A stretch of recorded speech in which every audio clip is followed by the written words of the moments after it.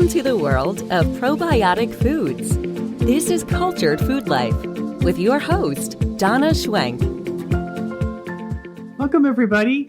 Thanks for joining me. And we're going to be talking about how many calories are in kefir. And I get a lot of questions about this, and it's really something that I think is important to explain because it's probably different than what you think. And kefir can be made with, very many types of milks. It can be non-dairy, it can be dairy milk. It differs in calories and nutritional differences, but it depends on the type of milk that you use. Kefir is far superior to regular milk. It's like a completely different food.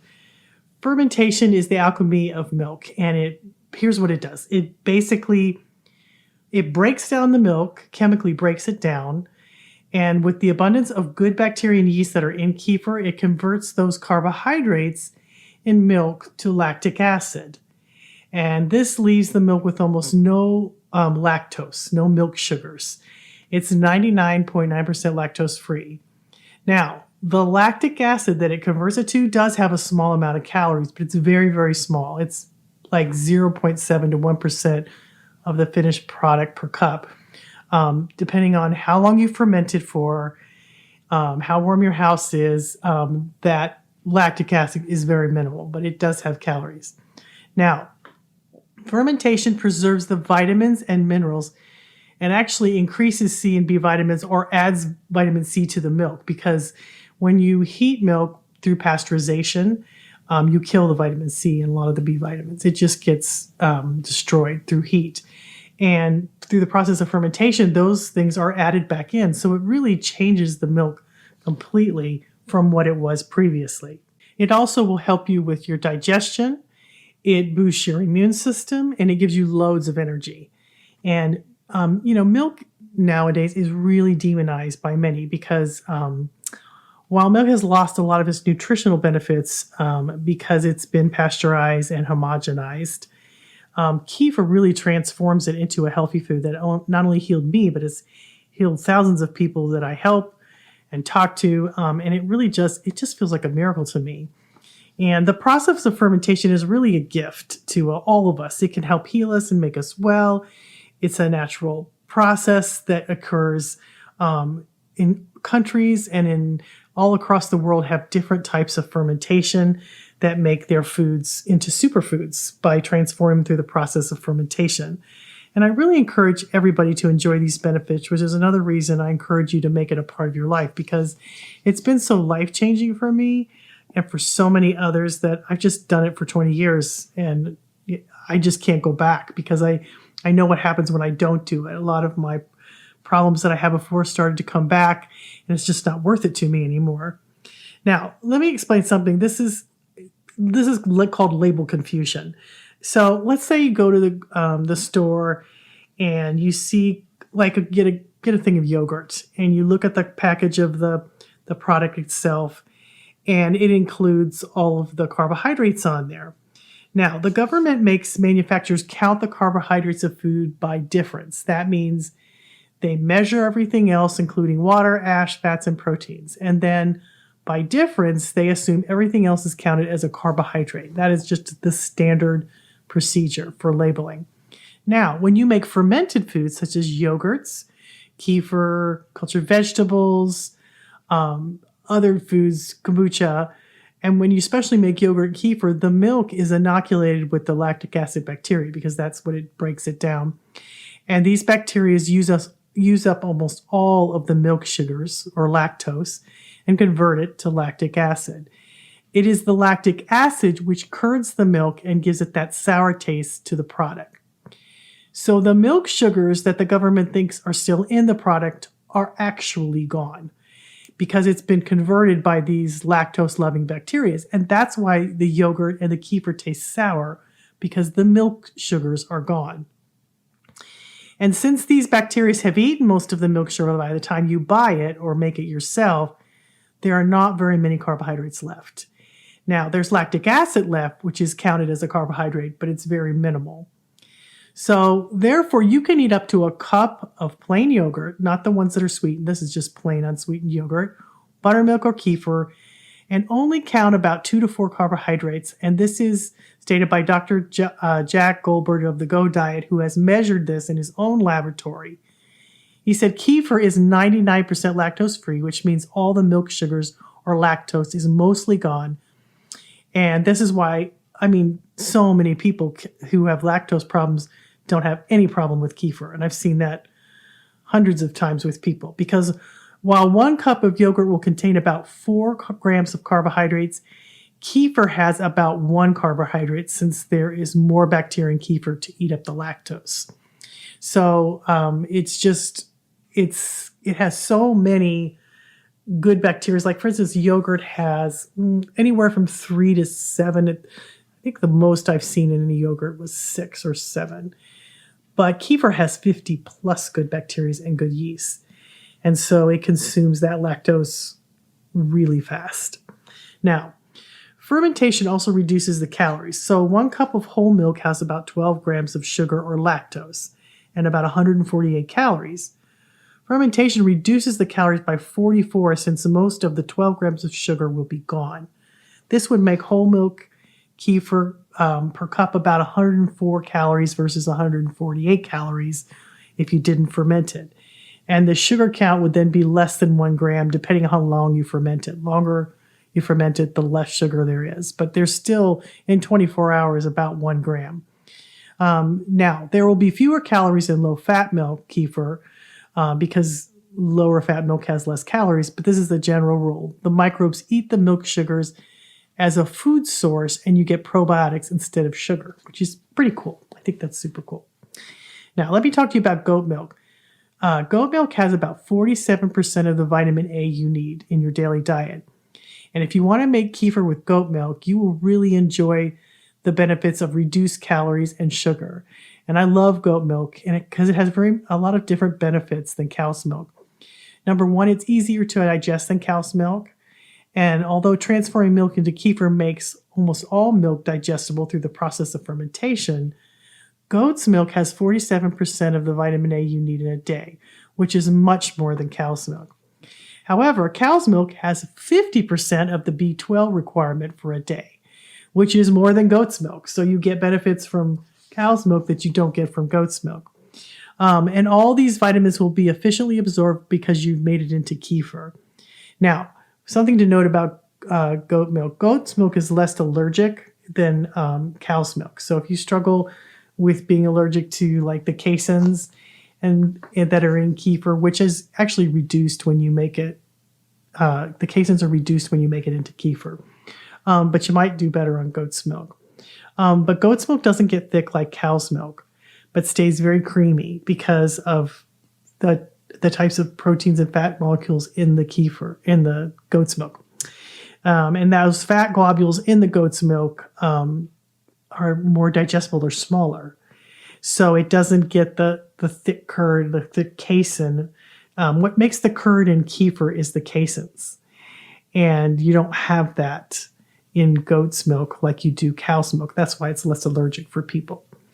And they're much smaller than those in cow's milk, so it results in a very creamy. Goat's milk kefir stays really, really creamy. It's got a nice consistency. And I have a lot of recipes on how to make it if you want, and I'll put that in the link description below. Now, non-dairy kefir has many benefits too, but most non-dairy milks have very small amounts of sugars because they're made out of nuts most of the time. So you'll need to add some kind of a fuel source or sugar for the microbes to convert into probiotics because they won't have any food, and so you won't get very many benefits.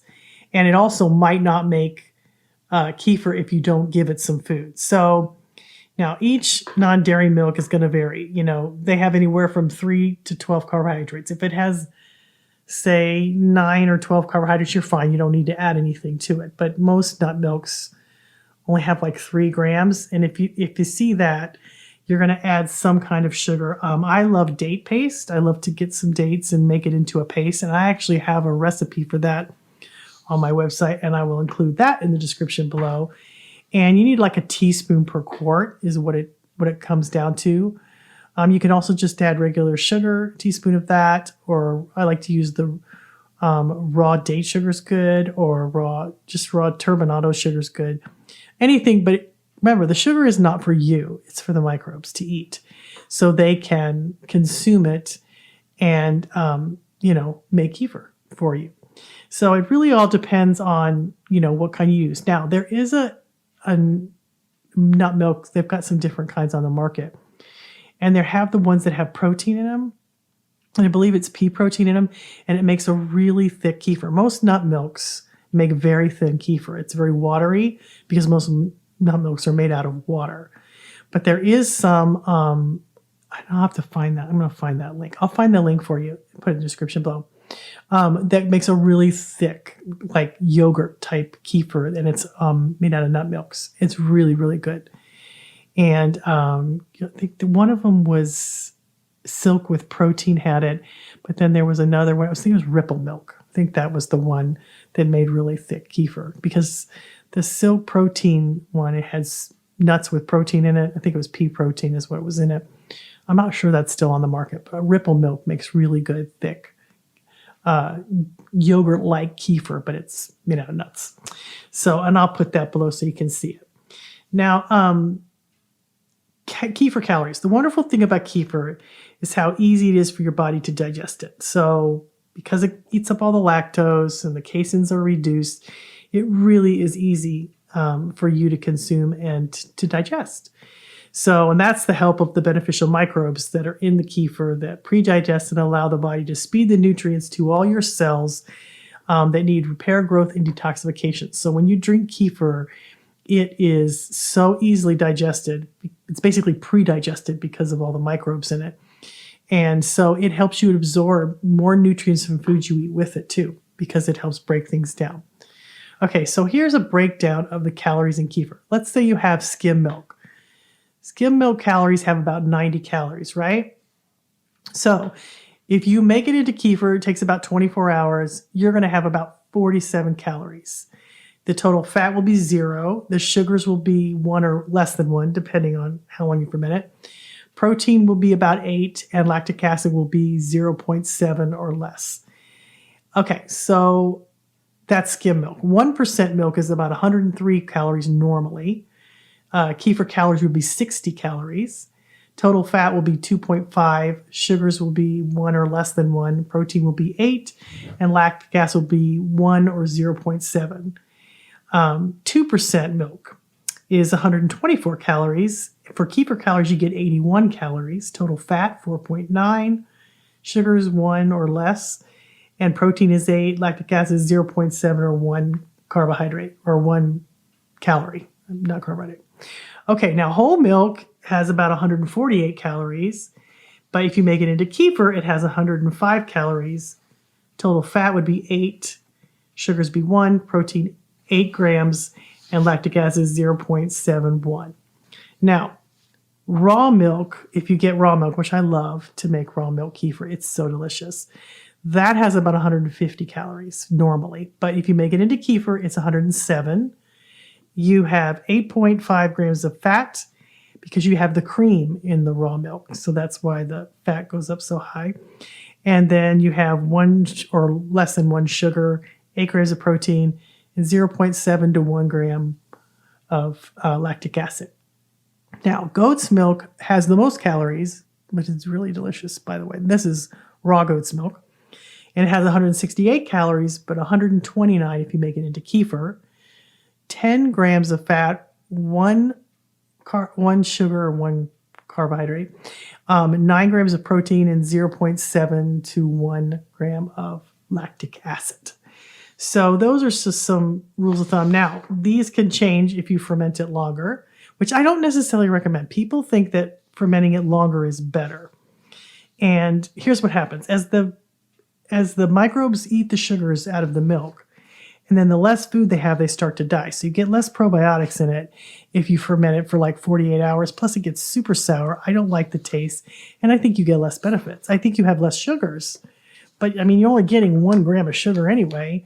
But you won't get as many probiotics if you let it go a long time. So you can do that if you need to. But I think you get more benefits if you do the 24-hour period. As long as it tastes sour and tart tasting, then you know that the kefir is done. If it doesn't taste sweet at all, then you know there's no sugar left. So that is just generally a rule of thumb with most cultured foods, is that once you don't taste any sweetness, and that can be in kombucha, it can be in cultured vegetables or whatever, the less sweet taste you have, the more you know the sugars have been eaten, which are for the microbes. They're not for you anyway. So this is just a kind of a thing that will help you to understand. So when you go to the store and you see a yogurt, and it says 12 carbohydrates, and some of them will have more because they add sugars to them. But if you get unsweetened kind, know that it's really not that many, because the lactic acid, it's been converted to lactic acid instead of lactose. So it's like around 4. But kefir is even lower than that. So kefir would be like 1. But you'll notice that it's the same thing that you see on milk. It has the same amount of carbohydrates. That's just because government labeling doesn't really let them do it accurately, because it would change from product to product depending on fermentation time. And it's a lot of money and hassle to go and get a lab to analyze every single product. It just is not very cost effective. So anyway, I hope that helps. That kind of gives you a general rule of thumb. And the other thing is, one of the reasons I know that this is true is because when I first started drinking kefir, I was type 2 diabetic. And I would test my blood sugar. And when I would have kefir, and I would have a big cup of it, cup and a half, it wouldn't even raise my blood sugar 1 point. So I knew that there was very low sugar in it, because it wasn't even bumping up my blood sugar. I think the most I ever saw was 1 point of it. So and so I knew that there was very, very low in sugar. So that will help you too. But that was many years ago, and I don't have those problems anymore, thankfully. And kefir was a big help for that, because kefir helped my blood sugar stay low and helped it balance it out. And then I started eating healthier and got better with all areas of my diet. But kefir was the start for me, because when I saw that it made such a difference for me, then it made me clean up the rest of my diet. Well, I started eating more cultured foods, and then I started making cultured vegetables, and then I started drinking kombucha, and I started eating more prebiotics and fruits and vegetables, and it was just the best thing that ever happened to me. And it started just with the smoothie. That's all I did, was make a kefir smoothie. I felt so much better. There was no way I was going back to eating and the foods that I had been eating, because I felt like a new person once I started having kefir. And then it got better from there. I learned more and more as the years went by, and I'm still learning stuff. Kefir still does things for me that I didn't know it could do. And for other people who write me all the time. It's pretty exciting to me. So anyway, this will help you if you're interested in the calories on kefir. I also want to let you know that this month, it's August 2021, in case somebody's listening to this in the future. And I have an ebook out, a low-carb ebook with cultured foods in them, and it's a pretty big one. And this month, as a Body Pro member, I have a Body Pro membership site with courses and things on there. And every month I give ebooks. Well, this month I'm giving 4 ebooks. I've got a summer ebook. I've got a summer drink ebook. I've got a brand new dip ebook, all cultured foods made out of dips, and then a low-carb ebook. So made out of cultured foods. So all of those are available for the month of August 2021. If you become a member, I think it's $10 a month, or you can do $49 for 6 months, or $97, I think, for a year. And we give away stuff every month and do a lot of things on our site. So I'm thinking about putting some classes on here too in the fall. So anyway, I hope this helps you. And I hope you check out all the links, because I got a lot of good things on there. So anyway, have a great week, guys, and we will see you next week.